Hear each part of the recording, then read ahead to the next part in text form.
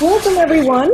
Thank you, John, so much for your guitar play and your lovely words. Good to see you all after a short summer break last August. So I'm excited to have you here again. I will share my screen with you so we can go over to the presentation. Can everyone see my screen?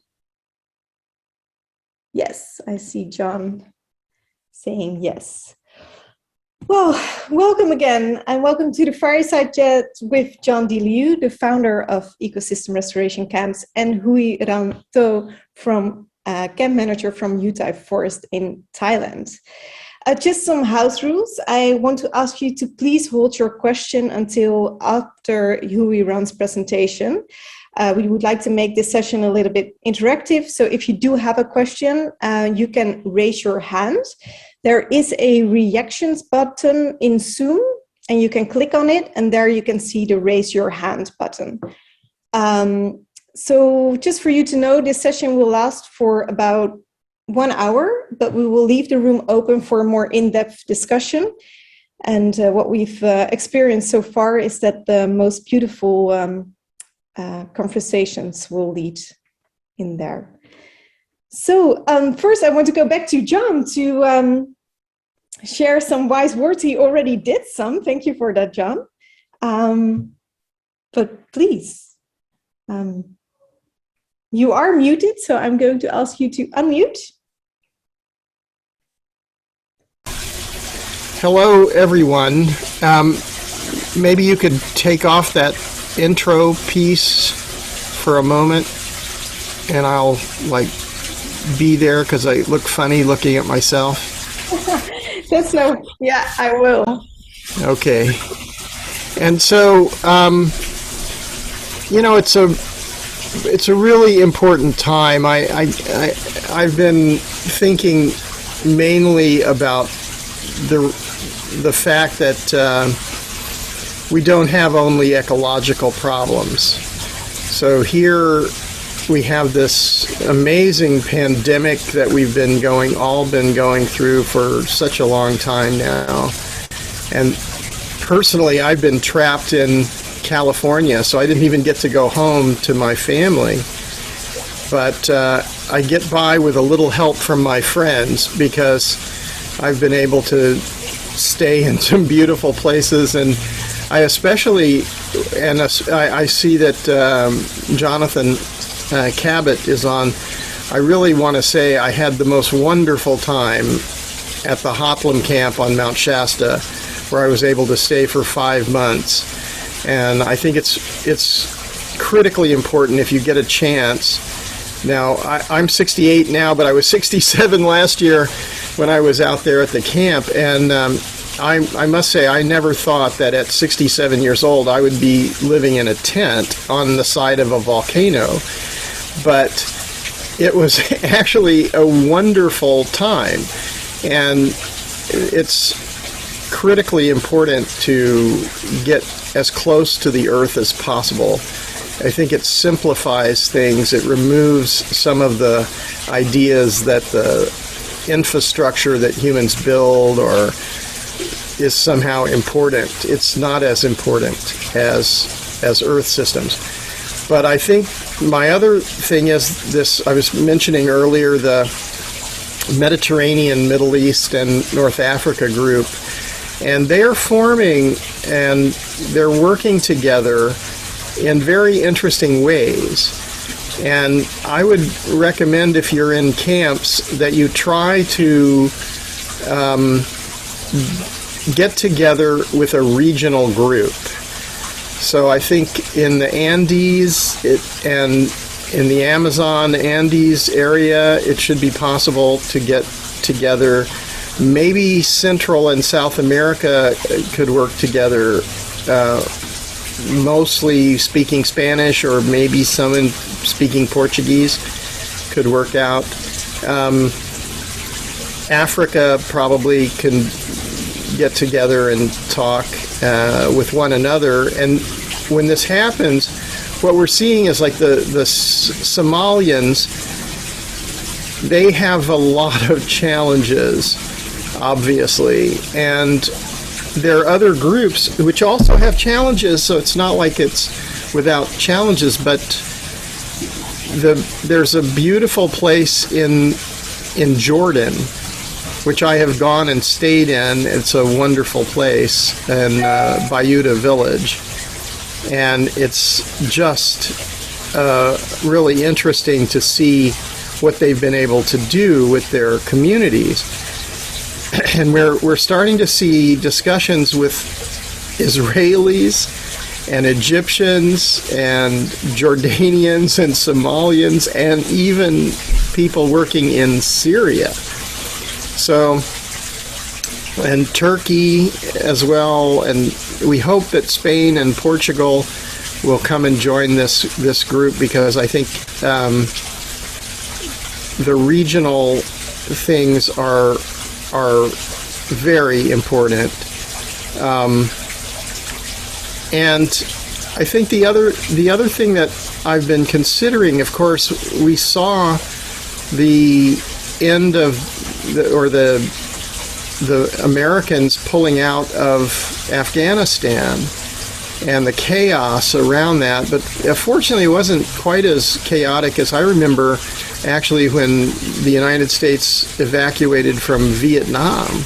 So probably a lot of you were not even alive yet, but you know, that was very critical for my generation. We were in our 20s then, and you know, it was a very, very fraught moment in history. But this has made me think about the need for peace, and that really I think we have to work for peace all over the world, and what better place to do it than in ecosystem restoration camps, because if we can create these little oases of beauty and of harmony in different parts of the world, and then connect them together, and it just keeps growing as a movement, then it really has a stronger and stronger effect on the mainstream. I think we're still not in the mainstream, but also I'm working with the UN Decade on Restoration, and so the fact is, in science and in policy, restoration is the main thing we have to do. So it's understood that this is what we need to do. But in the economy and in the political systems and in society, it hasn't really emerged that everyone understands this. So those who understand it first are the leaders, and that's you guys. So I'll stay on after the wonderful presentation we're going to have about the camp in Thailand, and we can talk about whatever you want to. Thanks for listening to me. Thanks for being here. Thanks for being part of this movement. And Inga, it's coming back to you.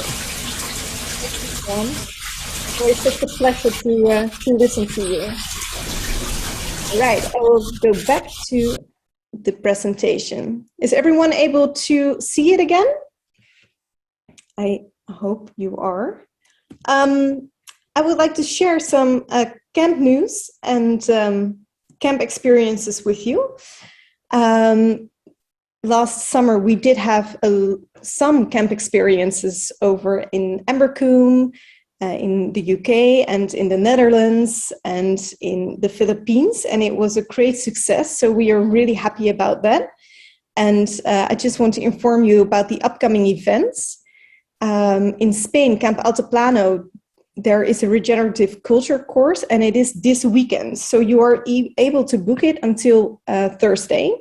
So if you are interested, you can go to our website, ecosystemrestorationcamps.org, and we have in the menu, you can go to events and experiences, and that is where you can find all the experiences and the courses. And then Camp Green Pop in South Africa, they will have their Eden Festival from the 19th until the 26th of October, and this will be September, excuse me. And this will be a fun event with music, cultural experiences, and restoring the land. So that will be loads of fun. If you are nearby, then you know that.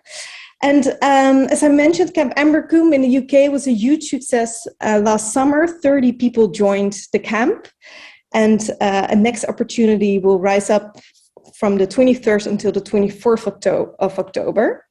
And you can book that really soon. It's not on the website yet. And then, as you might know, we partnered up with Gaia Education for the third time for the Ecosystem Restoration Design course.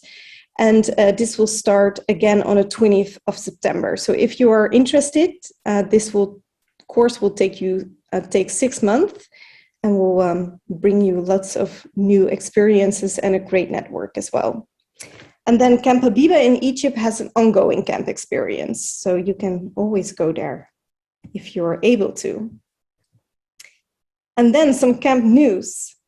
Camp Chukaya in Bolivia, it's not there. Well, I just want to mention how they lowered their price per tree, because they just told me that they partnered with a local nursery where they decided that they are going to bring in the materials, so the pots and the seeds, and that the nursery will bring in the work. So because they partnered up together, they were able to lower their price per tree. And I think this is a great example on how partnership can bring you further than just staying by your own ideas. So I thought that was lovely to share. Then Camp Dryland's Solutions in Somalia. The camp manager of Camp Dryland Solutions, Jasmine, she has been working so hard to get her project started, and now she's finally able to train local students to become ecosystem restoration experts and to grow her team to really do the work. So this is fantastic news. It is. And then Camp Regenesis in the Philippines. As I mentioned, they had a really great camp experiences. And because it was such a huge success, they decided to do it every month.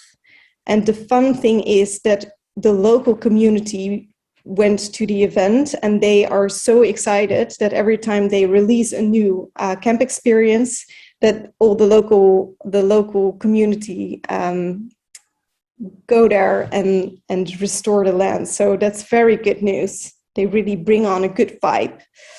And then Camp Desperto in Brazil, they are working on their first online syntropic farming course. And this will be probably available next year. So and now we're going over to the main guest for tonight, Camp Uthai Forest.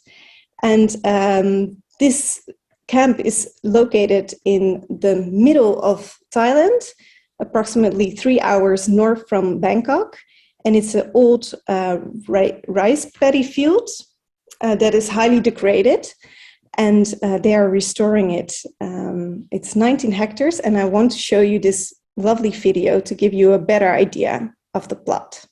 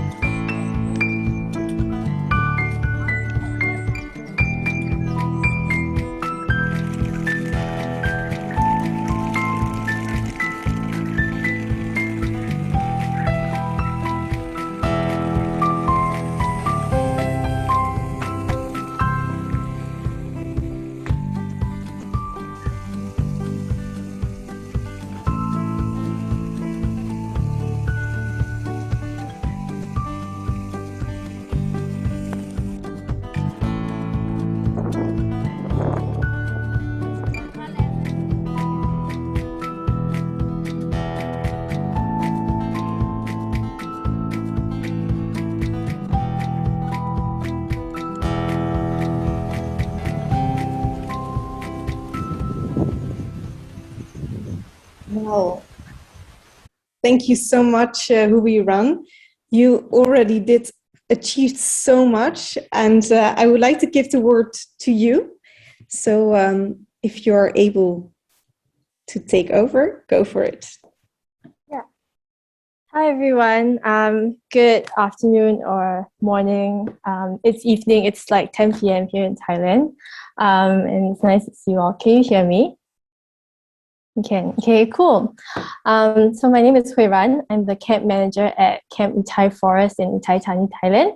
I'm going to share my screen with you guys now because I have a presentation prepared about what we've been doing and the restoration work we've been doing and some lessons learned that I hope to share with you guys. So I guess you can all see my screen.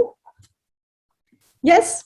Cool. Thank you. And thank you so much to the ERC for this opportunity and to Inga and John and the whole team. And yeah, so this is Uthai Forest. This is a map of our space. So the way that we have sort of done the restoration work is to split up the whole place by zones and do it zone by zone. At this moment, we have started work, or work is ongoing primarily in Zone 1 and Zone 4. And our main strategy for ecosystem restoration is to employ native species reforestation. So we try to introduce native for quite a wide diversity of native forest trees into the area. And what's really important for us has been managing the water on the land, or modifying the terrain on the land such that it is conducive for ecosystem restoration work. And this is something I'll talk about a little bit more in my presentation. Also, we try to rely quite heavily on solar energy, and I'll talk a bit more about that too. Yeah.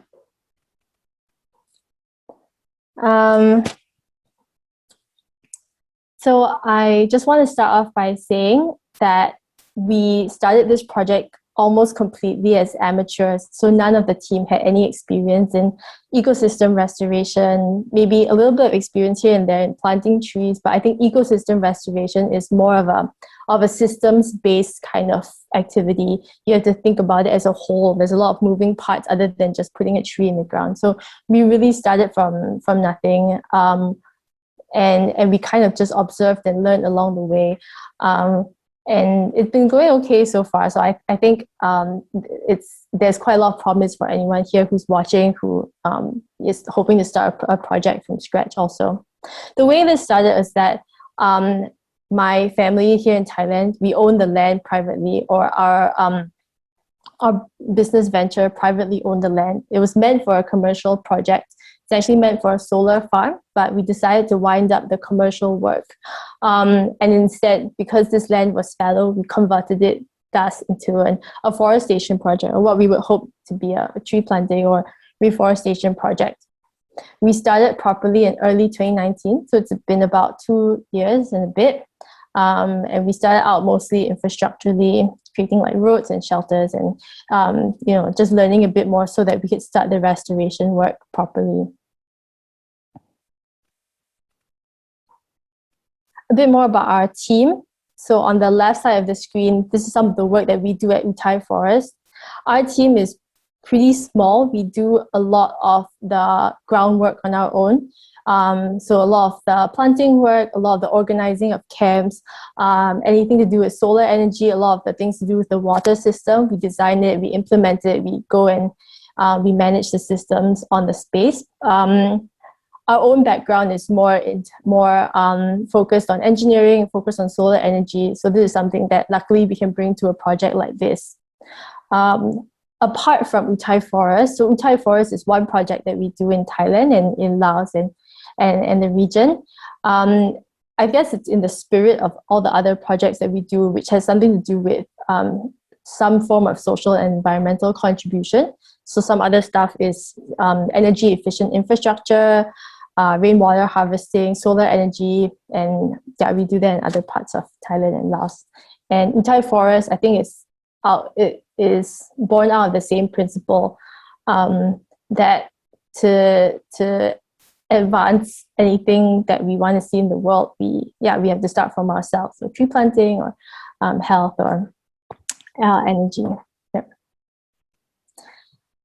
This is what Uthai Forest looks like today. Actually, these photos are really recent. They're from maybe a week ago, a few days ago. And this is what it looked like in 2019. So like Inga said, it used to be a chemical sort of fed paddy field in Thailand. Thailand, as you know, I guess, has a lot of rice, is very, very rice intensive. People plant it for subsistence and for export as one of the main industries. And this piece of land is no exception. And it's in a place where there is in fact a lot of commercial rice or cassava or sugarcane plantation, and most farmers, if not all, use chemicals on their land, and they use it intensively year after year. Besides using chemicals, they also burn the land after each harvest. So every year they plant rice, they harvest rice, and they burn it. And this place is no exception. So this is a photo of what the soil looked like when we first started. And these are, some other photos of the terrain and the land. So the land had just been burnt at that point in time when I took these photos. Like I said just now, I'm going to talk a little bit about the three main strategies that we use at Uthai, or the three main priorities that we have at Uthai Forests when it comes to ecosystem restoration.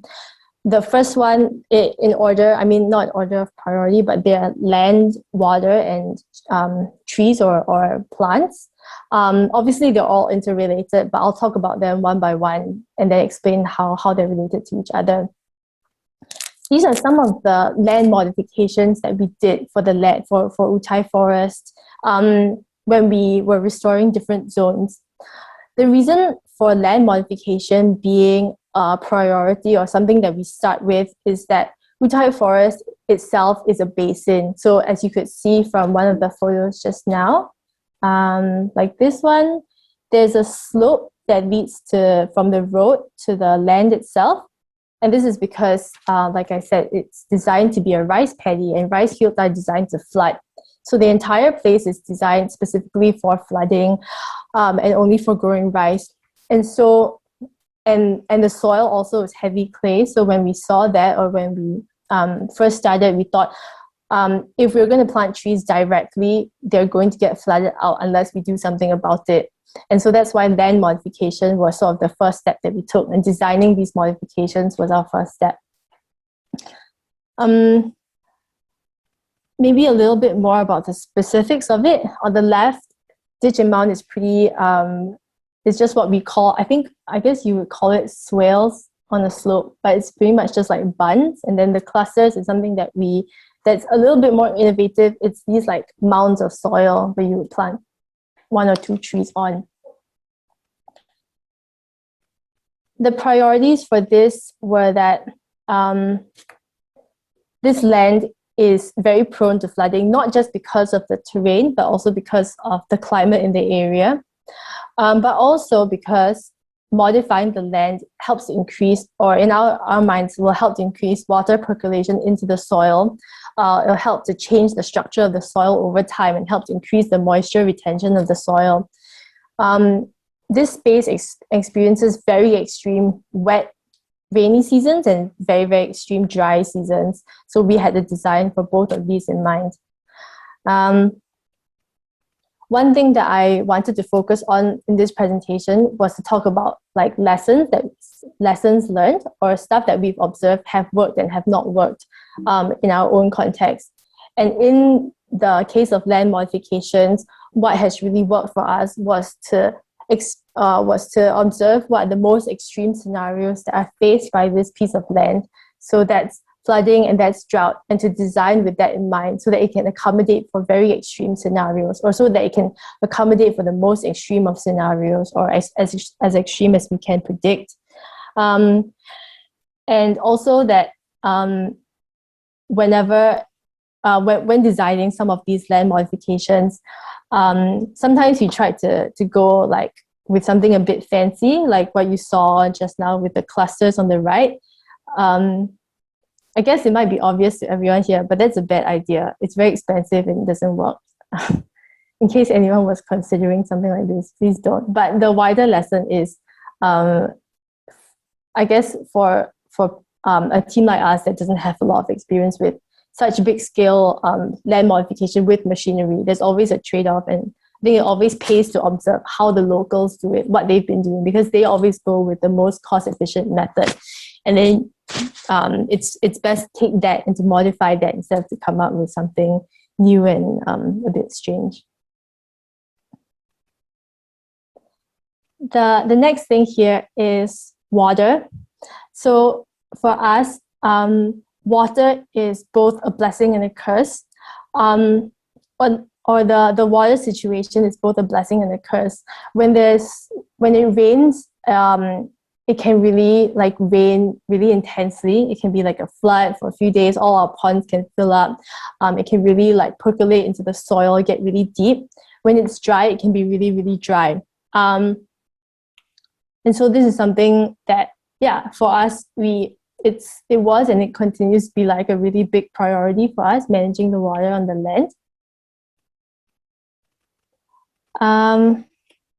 This is a newer design that we have done. So this is just a pond that we have done this year, and it's a little bit, and I wanted to highlight this because previously we were digging sort of isolated ponds or ditches that sort of intersperse with planting rows. But after some observation, we tried to do a different method, which is to sort of integrate the water body with the land a bit more. So this water body, this canal cuts through a piece of land that we have started to restore. So it's more integrated. The water body and the piece of land are more integrated. On the right, that's what it looks like right now after a few heavy rains. So this is just this one of the ways in which we tried different strategies infrastructurally, and then we've tried to modify it based on seeing if the water body is not connected to any other bodies of water, then is that an efficient use of water? The water doesn't flow. It's too still. It's not. It doesn't accommodate life. If there's too much water, the ratio of water to land is too much. If there's flooding, it's very inefficient. So, so we change our designs every year, every season based on how we've observed it working or not working. Yeah. So for water, besides the creation of ponds or ditches, we also have one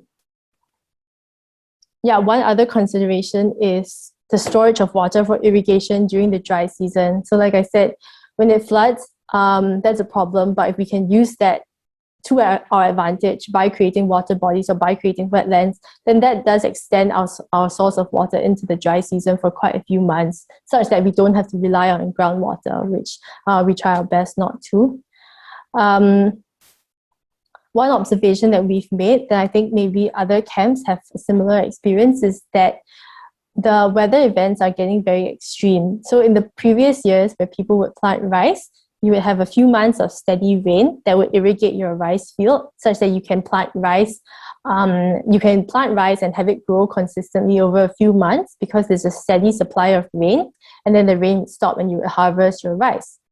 But nowadays, rain is very, very inconsistent. It can be dry for many weeks, and then it rains very, very heavily. It's flash floods. It's extremely intense for a few days or a week or so, and then all of a sudden it's dry again. This is very extreme because it means that the land has to accommodate a lot of water at one go. For the farmers in the area, this means that planting rice is very, very difficult. It's getting more and more difficult than before because they are unable to have this constant natural source of water. And for us, it's that our land has to accommodate for it. I'm going to talk a little bit more about the last 3 points on Zone 3. I'll show you guys where Zone 3 is. So after observing the land, after working with the land for a few years, we noticed that when it floods, the water naturally drains towards a certain part of our land, which fortunately we haven't started restoration work in. Because we got to have these observations, because we were sort of responding to the floods and the water situation as time went on. Actually, very recently, just this week, we observed that, and then we decided that we are going to convert that area into a wetland, into a constructed wetland, instead of planting trees. So it will be a slightly different form of restoration, but yeah, hopefully it works. Let you guys know. Anyway, okay, yeah, and these are some very recent pictures.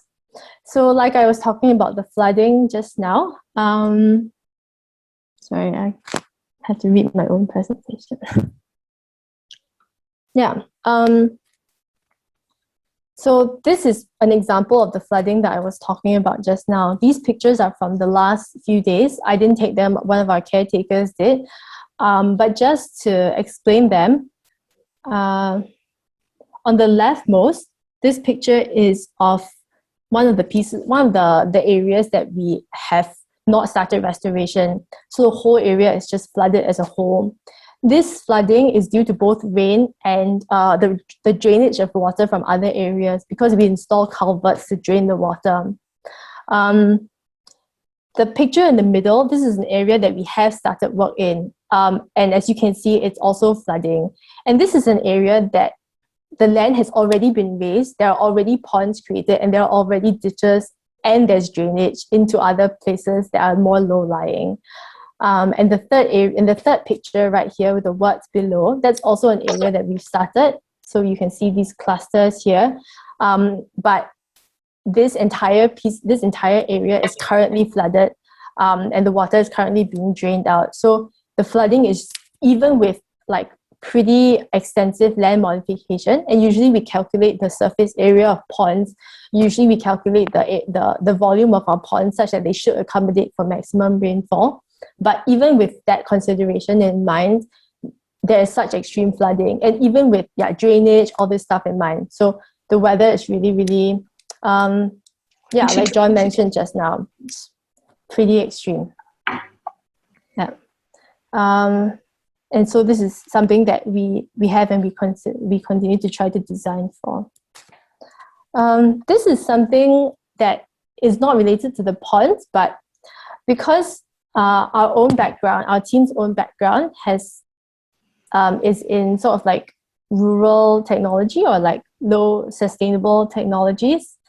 So sometimes we have slightly maybe slightly more unorthodox ideas of how to include infrastructure for, in this case, for irrigation. This was in the video that Inga showed just now, but I'll show you guys. I'll explain how this works. This is a solar groundwater pump. So this is our backup source of water for if there's no rain and we can't use any of the water from our ponds. There's a solar pump here. It pumps up to this blue tank, and then it gets, so this black thing is not a pylon, it's actually a pipe. So this pipe descends by gravity, so it gets lower and lower, which is why we called it a gravity feed system. And at the base of each pylon, there's a tap, or there's a valve to which a pipe can be connected. And so this is one of our irrigation systems. It's something that is a little bit less resource intensive in terms of the infrastructure needed to contain and to distribute water. And I'll show you guys a video of. Hang on. I hope what I'm saying makes sense. Yes, it does. It does make sense. But unfortunately, I think the video doesn't work. Yeah. Maybe you can explain. Okay, it's fine. I will, I think I can, if I send out the presentation, or if I have something to send out, I'll include the video link in there. Like a video of this also in the presentation. Yeah, but now I have to wait for my computer. I'm so sorry. I haven't done a talk in a while, so I'm a bit nervous. You're doing great. Yeah, but also when I was listening to your camp updates, Inga, I felt like, wow, that's so cool. Like so many of the camps are doing such cool stuff, which is really inspiring. It's really nice to be part of a network like this. Okay, moving on. The third thing that I wanted to touch on is the kinds of diversity, or the kind of plants that we introduce into our system. So this is something that we are still working on, because even though we have a bit more experience in land, or a little bit more experience in understanding water systems, sort of natural ecosystems, what constitutes a natural ecosystem or a natural forest is something that we're still learning about. But our first and foremost sort of methodology in terms of what to plant is native forest trees. This is a method that's quite widely used in Thailand, or it's quite widely promoted, and it's called native species reforestation. It's promoted both by the government and non-profits, specifically for the purposes of restoration and also for the purposes of agroforestry that can generate income in the long run through like timber or other forest products, but through planting trees that have a long life cycle, have a long lifespan, your canopy and understory trees, so like 40 meters, 20 meters. These are just a few of the species that we have, some of the more commonly planted species. There's if you can spot the odd one out, that's vetiver grass. Vetiver grass is also something that we use very extensively here. We use it both for erosion control and also for a steady supply of mulch, and also as a companion plant with our trees. The method that we use is extremely simple, or has been extremely simple. We have a multitude of species of trees. So these are the species that we've been planting so far. And we separate those into canopy and understory trees based on what type of trees they are. And we plant them according to the kind of spacing that they would need as a mature tree. So we usually give them, and so we intercrop them. We plant, we categorize them only by their forest strata, but not by their species, so that they can mix quite freely. But we plant them at a spacing of 4 by 4 meters apart, or 8 meters apart, depending on their forest strata. This is something that is recommended by some people, or some non-profits that we have learned from, that have done native species reforestation in Thailand for many years. But from our own observations, because they advocate for spacing your trees out pretty widely, such that they can have, reach like maximum root growth, a maximum height based on how far their roots can spread. But from our experience, planting trees at such a wide spacing is not effective. There has to be, at least initially, a bit more density in order to encourage sort of like faster growth, or to encourage more competition between the trees, or to even like to provide shade or biomass. So this is something that we have modified along the way. So at first we started spacing trees 4 or 8 meters apart, and now we have changed to spacing them 2 or in some cases even 1 meter apart, depending on the type of tree in question. This is something, it's a sort of an experiment that we've just started, a trial syntropic zone. This is something that, because the way that we've been planting trees or doing restoration so far has been quite formulaic. It's worked, there is a good amount of diversity, but I think it's not as close to a natural ecosystem as we would like it to be.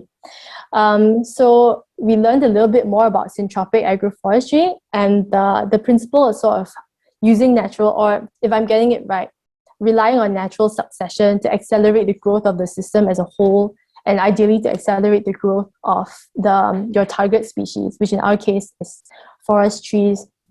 So in this system, we've designed trees and other kinds of plants to be planted as mulch, as chop and drop trees, and those are intercropped with rows of target trees, and there are also other kinds of diversity in the system, such as legumes, jack beans, tapioca, other mixed seeds, just to include diversity into the system.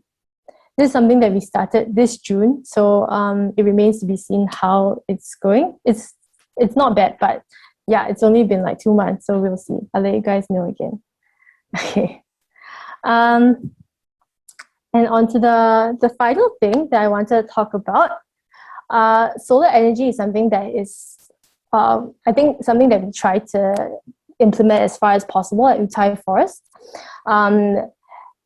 In terms of both the electricity that we use on site, so what we use in our own like toilets, our own rest areas,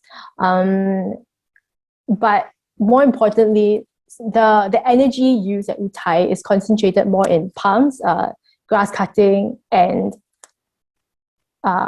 transport. Yeah, which is transport in the site and transport from the site outside of the site in. That we have implemented this year is a movable solar pump. It's very straightforward. Under the panels is a pump, and it's for anyone familiar with solar, it's a DC pump, so it only works when the sun is up. But this is a place that gets a lot of sun, so it's not really a problem. And it's there's wheels, so you can move it around and pump from any of the ponds in the area into the target irrigation area. Something that we are working on, which is not here in this presentation, is a fixed solar pump. So it will also be a DC pump, but it'll be fixed and attached to an irrigation system that is not movable, but the irrigation will be powered by solar. And so the reason for that is, I guess, with an eye on ecosystem restoration work, I guess it's not so good to use a lot of fossil fuels, even though we have to in some cases. We're not really so amazing yet, but the ideal is to reduce our reliance on it for certain bigger items. We still use diesel for some operations. For example, like in the flooding I was talking about just now, if the flooding is too intense, then we have to use a diesel pump to get it out. But yeah, work in progress. Yeah, I wanted to actually give a mention or like a shout out to two of my friends and previous campers who are in this who are watching this presentation. Uthai Forest, when we started out, something that we focused on quite that we wanted to do a lot of was camps, and we managed to do 3 or 4 before COVID struck. And yeah, I don't really have much else to say about that, but that Inga talking about the other camps made me think like, oh, I want to have a camp too. But yeah, this happens to be a slide that I use for other presentations. I didn't actually put these pictures on because the people in the pictures are watching this talk, but it's a nice coincidence. So you can see Sam, Tun Xuan, and Daniel. Okay, hi guys. Yeah, but yeah, I thought, but when it was possible to run camps, when we were running camps, it was nice to have, because Uthai is very much a blank slate. If you can remember from the pictures of the before, it was pretty much nothing. So for people and even for ourselves to get the experience of doing something very tangible in a space like this, in a space where there's like been nothing done before, I think it was quite nice. It was nice for us, and I think it was quite a good experience for campers also. COVID's over soon. And yeah, just some thoughts on how we're hoping to move forward. The syntropic experiment is something that we are monitoring. So from how I understand it, syntropic agroforestry is quite manpower intensive in other systems, or there's some intensity in maintenance required. And my hope is that we can observe this experiment and modify it in a way that it still has that principle of natural succession to create an ecosystem, but it's something that suits our constraints or our capacity, which is that we have less manpower or less resources than maybe some other places do. It's quite promising, so okay, see how it goes. And as I mentioned just now, the creation of a constructed wetland, which is still in the design process. And very, very finally, I would like to thank one of our main supporters, which is a foundation in Singapore, as well as the ecosystem restoration camps for being a really great supporter and for creating this network for all of us. And that's all for my presentation. And I'll be very excited to listen to your questions or any suggestions on how we can improve our work. Thank you. Thank you, Iran. It was such an inspirational and honest talk that you gave us. And I think that, especially because you're really bringing us with your journey and how you're learning from everything that you're doing, I think that's really inspiring. So thank you so much for your work and for the team. Thank you. That's really great. Are there any questions? I did see a first question from in the chat, which was from Agroecology Uganda. Do you want to ask your question in person? Or do you want me to ask Huiran for you? If you want, you can. Yeah. I'll share the presentation and I'll try to include that video that I couldn't play just now. And thanks for the info on wetland construction. That's cool. I'll look for them. Cool. There was a question, where do you get your seeds from? Indigenous seeds. For us, our plants and seeds come from two ways. One, we approach the government forestry nursery. They're very supportive of reforestation, so they have a great diversity of saplings. So we don't need to plant from seeds. We can just acquire saplings from them directly. But we also collect seeds from around the area, from trees that are native to our own area. So I am not based in Uthai. I am based somewhere else in Thailand, but the terrain and the diversity is largely the same. So we collect our own seeds from like trees around here, trees in our own compound, and we seed it themselves. And for other kinds of seeds, in Thailand, actually, seeds are fortunately very easy to find, but we have also bought them or gotten them from either seed banks or from like farmers, mostly like permaculture farmers in Thailand, elsewhere in Thailand. So sometimes I've like put up a call on Facebook asking, or I've approached friends who have like a network of maybe permaculture or reforestation practitioners and asked them. Yes. Isn't it also true that your government is supplying you with native trees for free, or is that something I've heard? Yeah. The government forestry department, they have like a very big nursery of forest trees, and they give away a quota every year to people who request them. Yeah. That's great. Great initiative. All right, are there any other questions for Huiran? I see Peter Lewis. Go for it. Hi, Farron. Thank you so much for sharing your journey. It's really inspiring and makes me want to get involved in this as well. You spoke a lot about the these kind of extremes in precipitation of intense flooding and drought. And I'm curious as to what the kind of hydrogeology of your region is. Would it be possible to potentially create seepage ponds that allow that excess water to infiltrate into the groundwater, or is it all pretty sealed with the clay soil? Oh, this is a very interesting question. For us, we have at the moment, okay, so to answer your question directly, it is actually possible to create something called a groundwater bank. If you Google it, it's something, I'm not sure if they do in other parts of the world, but in Thailand, it's quite common, or it's quite popular to create something like this. It's basically for groundwater replenishment.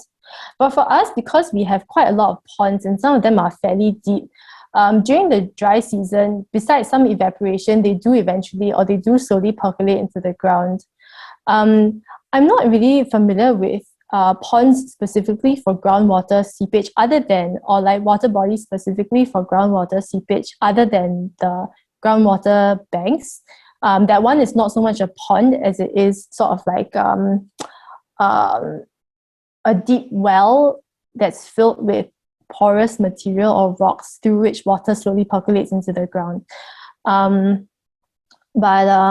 Yeah, that's an interesting thought. Yeah, I'll look it up. Yeah. Agroecology Uganda says, how about swales? We do have quite a lot of what I guess would be considered swales on the land. I guess we call them ditches. I'm not sure why we call them ditches when everyone else calls them swales, but yeah, we have quite a lot of those. All right. I see Sam Potung Swan is asking, she's very happy to hear about the progress. How did you compare the tree growth performance for 4 meters versus 1 to 2 meter distance? Well, this is a great question. And the answer is that there's no comparison because there is a comparison empirically in that there are areas in which trees are planted more densely and there are areas in which trees are planted more spaced apart. Empirically, I guess you could observe that the ones that are planted more closely together are doing better, but this is not really the basis by which we decided to space them closer together. It was more like just looking at the land and just looking at how the trees react to the condition there. When they're spaced very far apart, they are like both the trees and the ground is overly exposed to sun. It's a very, very sunny place. And also just based on like an observation of natural systems elsewhere where like trees space closer together, plants space closer together, both compete and collaborate for nutrients. So it's not the observation was not so much empirical based on like a comparison of these two situations on our own land, but more like, like very far apart trees is not great. And like they're not doing so great. So probably something else based on something that's worked elsewhere might be better. Yeah. Thank you. Daniel, so. You mentioned that, you mentioned that because of degrading soils and because of the more extreme weather patterns that paddy fields and the economy based on paddy fields probably wouldn't be doing too well. Has there been any work with neighboring farmers or landowners who might be looking for better alternatives to what they're currently doing? Oh, wow, these questions are all so great.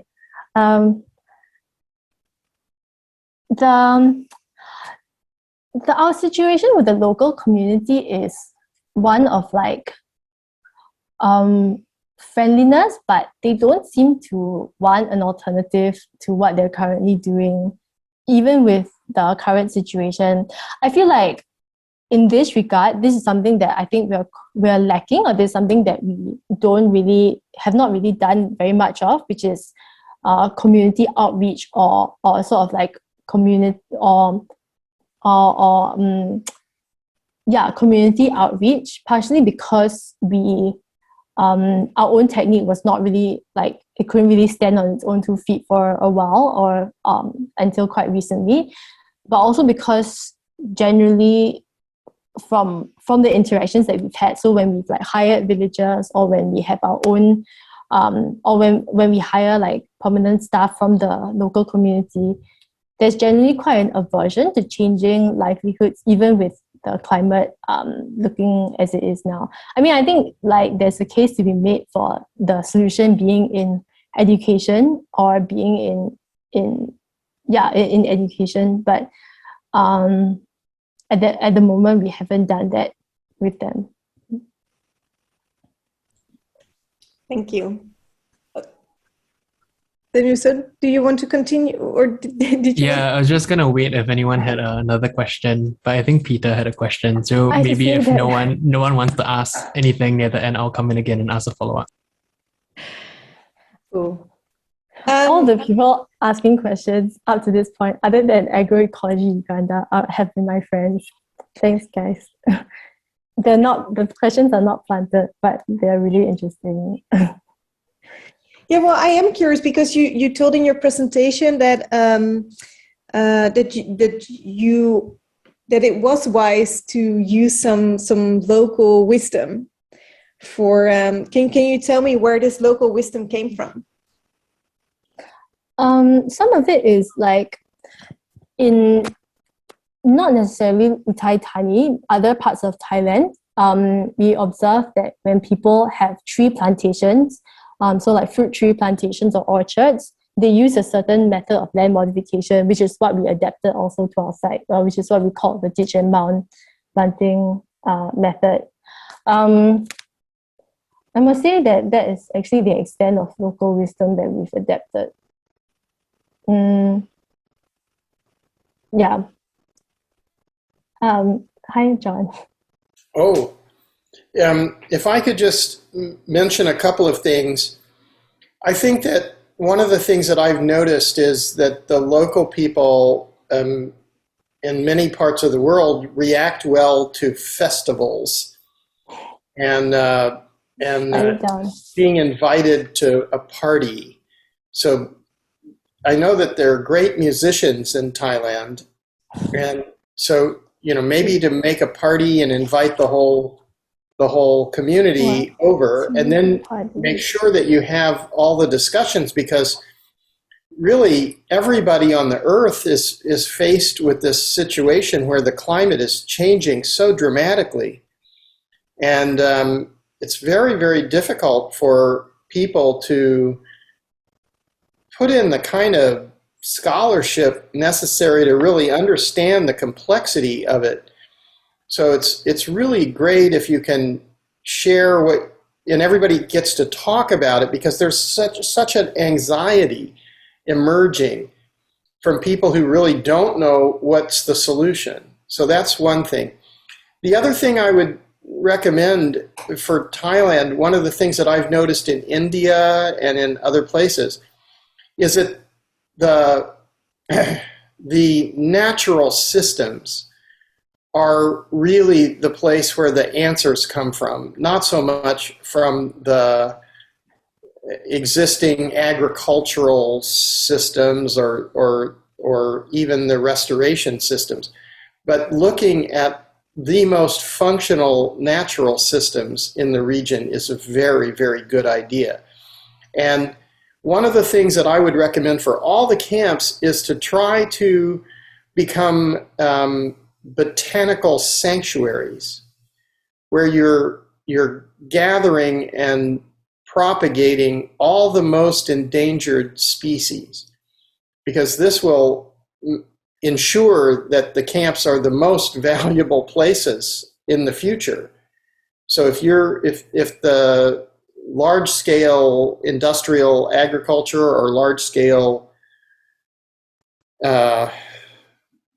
disruptive or destructive agriculture is taking place, then if you create a little oasis of diversity and you save the most endangered species, gradually everyone will come to you, because they will need to understand this, and they will need to see it. And there's also one more thing which has happened, and it's really strange. It's in the Netherlands. I would recommend that you look at the what's the name of that what's it called? The food forest near Nijmegen. It's Wouter van Echt's Kettelbruch. Go to the Kettelbruch site, and he raised his land in the middle by 3 meters, something like that. And in the Netherlands, 3 meters is a mountain. So if you change if you have access to heavy machinery and you decide to do something, I would experiment in a small area. But it's a really small mountain. Is it Yeah, the well, creation of a small mountain? well, you do two things in the same time, because you probably will make a pond, and then you you make a pond and a mountain. But the mountain is not really a mountain. It's a hill. Yeah. But if you go up that 3 meters, you can have a completely different type of trees growing. And I would also recommend perhaps growing your trees very close together and then thinning them, because they probably like to be close together, and you can make poles from the ones you thin, so it's quite useful. Anyway, I'm talking too much, so yes, go well, and I can't wait to come and visit you. Thanks for the suggestions. Great. Are there any other questions? Beep. I see. Daniel, go for it. Huiran, it sounds like your team has a very impromptu and improvisational approach to seeing what works. Were there any fatal mistakes that you wouldn't recommend, or absolute dead ends that kind of was very costly? Actually, our biggest mistake was not an improvised one, as in was not something that we improvised. I think we have two approaches to things. One is like planning and then implementing, like planning over a few months and then implementing. And then the other one obviously is improvising or in reaction to scenarios. The costliest mistake is one of the things that I referred to in the presentation, which is cluster planting, which is a very experimental method of land modification that was supposed to create like very small raised mounds. So John was talking about a small mountain. This was like not even like a mound. It was like a small mound, and then on which 2 trees would be planted to encourage natural competition between the trees. I say this is a mistake because, and it's somewhere in the presentation, I can tell you later. I say this is a mistake because there is nothing like this either in a natural system or in an agricultural system. Even though conceptually it seemed like it would make sense, because conceptually it was like, oh yeah, you plant these 2 trees next to each other, and then like you give them like some soft soil, and then slowly they will like break the soil below, and then they will grow, and then the rest of the area is for flood prevention. Conceptually it sounds good, but yeah, it's just like not something that exists naturally, and it's very expensive. It's something that in the process of doing it, because we had to go and like talk to the machinery operator, we had to go and like decide how it will be implemented apart from the design. So we design it, and then the implementation looks very different because or it always looks quite different because they can't always do it according to your design. At that point in time, when the machinery work looked very, very complicated, or it looked a lot like a lot of hassle, we should have realized that it was not a good idea, because it was probably like going to cost too much for the number of trees that could be planted or could survive on a situation like that. Yeah, hope that answers the question. Thank you. I see Peter Lewis recommended checking out Miyawaki method. I'm not sure if Peter's still here, but maybe you can tell a little bit more about that. Sure. I actually learned quite a lot from the ERC course. I found that like the resources there are fantastic and really encouraging and inspiring. The Miyawaki method emulates old growth forest, and it comes from Japan, where Miyawaki studied these kind of sacred forests and understood their composition and their density, and then reproduced that through like ultra high density planting. And his his apprentice in A Forest is now kind of carrying this forward, and they've had some really like incredibly quick growth. And I hope to try this method out myself someday, because it seems like it's the amount of growth that they're able to get in just a couple of years is really astounding, like meters. I was reading, or we did look up the Miyawaki method when we were designing, especially this new trial syntropic zone. When I designed it, it was with some aspects of the Miyawaki forest in mind. But as I remember it, so I don't remember so well, but if I remember it, the Miyawaki forest, besides being dense, it's fairly random in the way that trees are planted. So you have or it's quite resource intensive in that you have quite a big density of trees and quite a big density of other things like manure and straw. For us, because and if I recall, the Miyawaki method is usually used for smaller pieces of land. But for us, the question is like, how, like, sadly, money is limited. So how much money can I spend on buying bags of manure to intensely fertilize this piece of land? Obviously, the answer is as much as possible, because some of these inputs are truly very valuable and they do go a long way when you put them in the ground. Like, for example, manure and straw, which I think they use quite intensively in the Miyawaki method.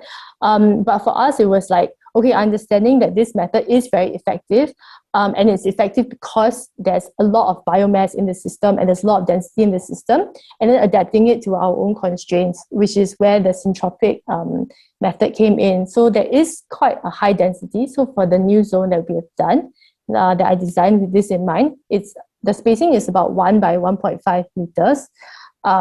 It's not as dense as Miyawaki, but besides trees, there's also other plants in the system that does ensure that all the ground is covered. I think this is more of a syntropic principle than Miyawaki. And there is quite a high density of straw and manure introduced as compared to our previous zones. So hopefully there's some approximation of how the Miyawaki system works. But yeah, to answer the question. Very cool that you're blending all these different methods. Hope it works. Yes, it's a great experiment what you're doing, and it's so valuable for all of us to learn from it. I see another question from Sam. If you've introduced any animals into Uthai forest, for example, fishes in the ponds. Fishes, yes. Fish also sort of appear by themselves in some like dishes. Apparently that can happen. But yeah, fishes we've introduced intentionally.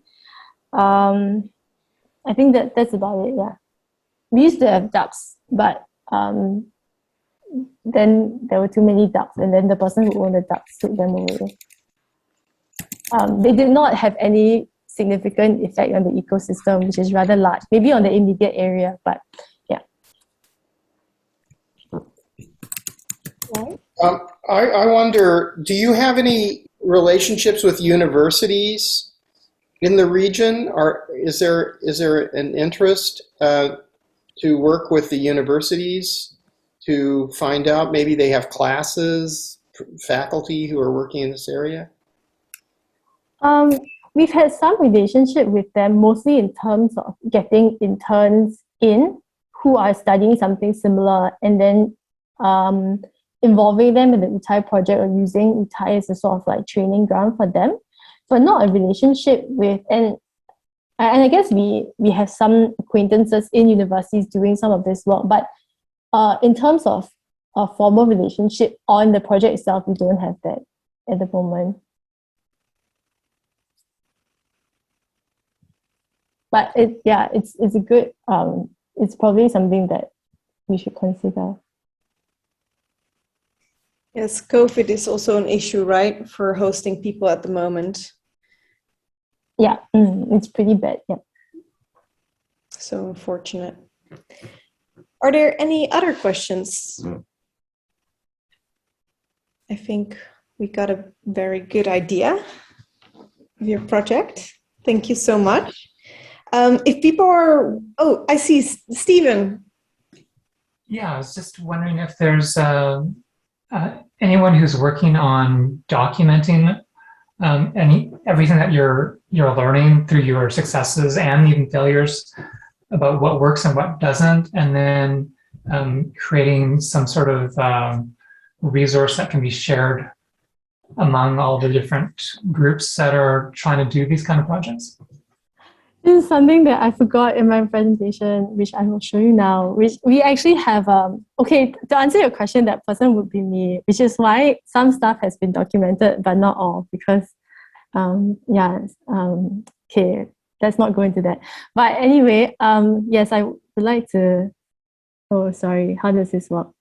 Yes, to answer the second part of your question, I'd like to draw your attention to this report, which is, it's a report consolidating the work that we have done over the past 2 years, unfortunately not including some of the recent experiments.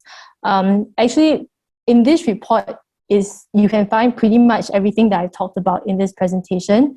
Some of what I've said here, I think it's a more up-to-date reflection. So what is in there, maybe some of the things doesn't really reflect fully what I've said here, because what I'm talking about today, I think has gone through a bit more processing or a bit more observation than the report which we released in, I think, April, or a few months ago. But this is one thing that we've done to sort of consolidate all the techniques that we've used, basically all the both environmentally and socially, and also the lessons learned. So more comprehensively, what has worked for us, and what hasn't.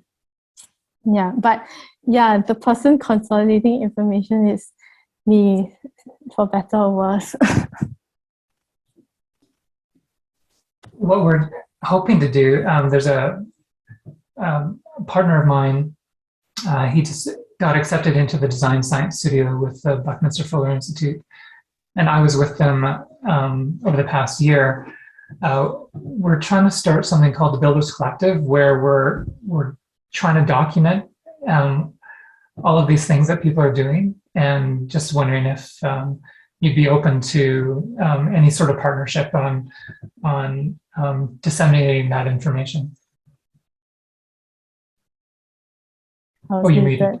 Oh, yeah. Yes. Most certainly. If someone can come and partner with me for stuff, I would be very happy. For anything, if there's anything else that anyone here wants to partner with us in, please do. But in terms of information, I feel like it is very valuable to, like the reason why I say it's sort of unfortunate that it's me that's doing it is because I also have other stuff to do. Whereas the collection and dissemination of information, I think is worth quite a lot more hours than I dedicate to it at the moment. As I'm sure you know. So I think that sounds great. It'll be very nice to link up. Send you a DM. I don't know. How does it work? Yeah, thank you. That would be great. I think what we're trying to do is I'm a retiring communications professional, and I'm just realizing, well, one of the things that I can do is maybe provide that wealth of experience to people who don't have the time to do this full time. Then you can keep on doing what you do best. Great news. Thank you, Stephen. That's exciting. New partnerships are happening. Great. All right. Shall we leave it at that for who we're on? Because it's already, I think, 11 or maybe even 20 past 11. Isn't it? Well, for my where you are, my friends in Singapore, it's like 12:20. So hats off to them. Yes. Well, thank you so much. I mean, people, John, do you still want to leave the room open for another discussion? Yeah, if anybody wants to stay for a bit, we can have a talk. I just noticed Ferdy is here. We traveled by Jeep in East Africa together a while ago, so that was great fun, and that got Ferdy on the path of restoration. So it's really interesting, and I'm Stephen. I'm hoping that you'll contact me, a retired. I'm 68, so I'm at the. I'm feeling. I'm preparing myself for 70. I'm trying to make sure I'm not shocked when I turn. I'm 70. preparing for 90, John. Well, my mother's 102, so we'll Yeah, see. my mother nearly 100. She died just recently, but yeah. Yeah, I definitely will get in touch with you. I'm retiring early because I'm realizing, well, we got a lot of work to do in other areas that are not corporate exploitation. Where are you located? I'm in Vancouver, Canada. Okay, I'm in Los Angeles at the moment, but how exciting! Vancouver's beautiful. Yeah. No, I'm very excited to join in. Great. So people, if you do want to stay, but you can stay. But first, I want to thank you, Hui Ran, for sharing her journey and her beautiful project with us, and also for your enthusiasm. So many people can learn from that. So thank you so much. And thank you everyone for joining this session. I'm always so glad that we do, because this energy is great. So thank you so much.